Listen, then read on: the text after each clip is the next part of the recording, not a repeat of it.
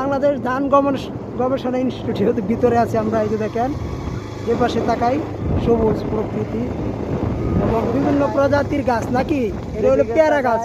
এদিকে খালি সবুজ সবুজ, আর এই যে ধান দেখেন, বয়স পরে দিয়ে আর এটা হচ্ছে পেয়ারা গাছ।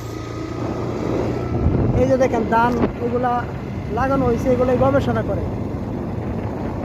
12 মাসে কয়বার ধান উৎপাদন করা যায় এই চিন্তা ভাবনাই করে। এদিকে প্রচুর গাছ গবেষণা।